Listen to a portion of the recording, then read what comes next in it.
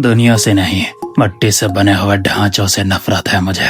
जो आज इंसानों से नफरत करता है वो कभी किसी एक इंसान से प्यार तो करता ही होगा। नहीं, मुझे किसी भी इंसान से कभी प्यार नहीं हुआ। मेरा तो ये मानना है तन्हा और आजाद रहो, क्योंकि दुनिया के ज्यादातर रिश्ते सिर्फ बर्बादी लाते हैं और कुछ नहीं। हर इंसान को परेशानी के वक्त एक दूसरे इंसान की जरूरत पड़ती है, और तुम कह रहे हो कि तुम्हें इंसानों से नफरत है। इस दुनिया का हर एक इंसान कमजोर है और एक कमजोर दूसरे कमजोर की कभी मदद नहीं कर सकता।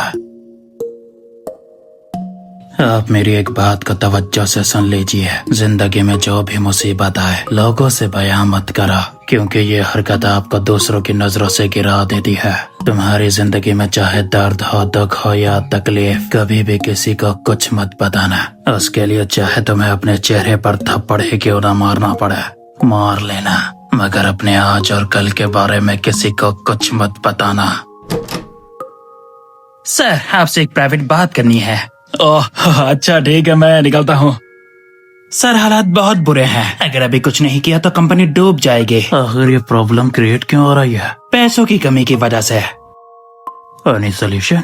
यस सर, अगर हम स्टाफ के 6000 बोनस में से 2000 कम कर लें तो हमें फायदा हो सकता है। मगर ऐसा करने से स्टाफ के दिल में हमारे लिए मोहब्बत कम हो जाएगी और वह काम करने में भी सुस्ती दिखाएंगे। आपने सही कहा। एक काम करो, पूरी कंपनी में एक अफवाह फैला दो। अबे यार, मुझे तो बहुत डर लग रहा है, कहीं मेरी नौकरी ना चली जाए। सिर्फ तेरी नहीं, हम सबकी नौकरी खतरे में है। सुनने में आया है कि बॉस सबका कंपनी से निकाल रहा है, लेकिन ऐसा क्यों कर रहा है वह? जब से अमेरिका ने ईरान पर हमला किया है तब से ईरान ने स्ट्रेट ऑफ हार्मज बंद कर दिया और कंपनी का माल अभी तक क्लाइंट तक नहीं पहुंचा। इसीलिए पैसा भी अटक गया और कंपनी लॉस में है। नौकरी की इतनी फिक्र नहीं आ रही जितनी फिक्र है घर में क्या बोलूंगा उसकी हो रही है। अगर वाकई ले ऑफ शुरू हो गया तो सबसे पहले नया स्टाफ ही जाएगा, जिसमें हम भी हो सकते हैं। इसका मतलब हम सबकी नौकरी खतरे में है। सबको मीटिंग रूम में बुला। ठीक है सर, अभी बुलाता हूँ।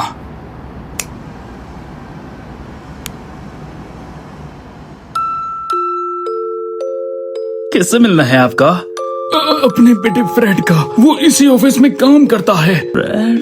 हाँ, वो तो अंदर ही है, आप आइए ना। अरे नहीं बेटा, अगर उसे पता चल गया कि मैं यहाँ पर आया हूँ तो वो बहुत गुस्सा करेगा। बस ये आप खाना और पैसे उसे दे दीजिएगा।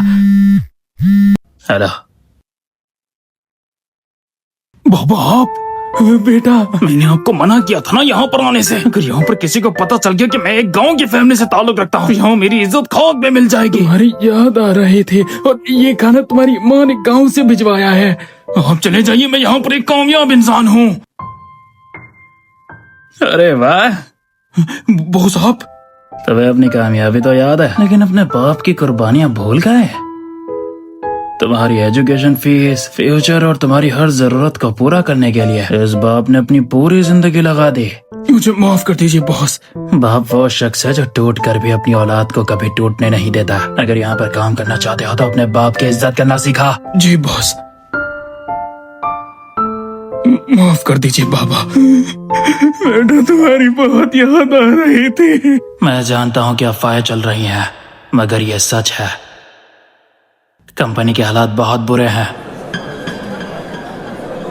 मगर इसका मतलब ये नहीं कि हम उन्हें नौकरियों से निकाल दें, जिनकी वजह से आज कंपनी बुलंदियों पर है।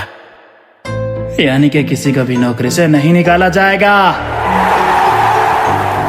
लेकिन आपको एक सेक्रीफाइस करना होगा। इस साल 6000 बोनस में से 4000 बोनस आपको कम दिया जाएगा। सोचा था कि बोनस के पैसों से फैमिली को किसी अच्छी जगह पर ले जाऊंगा, मगर सारे प्लान पर पानी फिर गया। तो तेरी फैमिली तुझे कौन सा छोड़कर जा रही है? उन्हें तो बाद में भी तो ले जा सकता है। शुक्र करके उसने नौकरी से नहीं निकाला। सर, 2000 कम करने से हमारा काम हो रहा था, मगर आपने 4000 कम क्यों किए? जब लोगों को असली नुकसान का अंदाजा नहीं होता तो वो छोटी सी छोटी तकलीफ को भी बर्दाश्त नहीं कर पाता। इसलिए पहले ये दिखाते हैं कि सब कुछ चला गया, फिर आधा वापस करके हीरो बन जाते हैं। मैं कुछ समझा नहीं सर। मीटिंग रूम में सबको बुला, जो आप चाहें। मैं जानता था आप सब लोग मेरा साथ जरूर देंगे। हमें इन्वेस्टर मिल चुके हैं और एक गुड न्यूज है, आपके 6000 बोनस में से 4000 के बजाय सिर्फ 2000 कम किए जाएंगे। बॉस, आप तो कमाल के हो, आपने सब संभाला। आप पर पूरा भरोसा था। बॉस आप तो जीनियस हो। Boss I love you.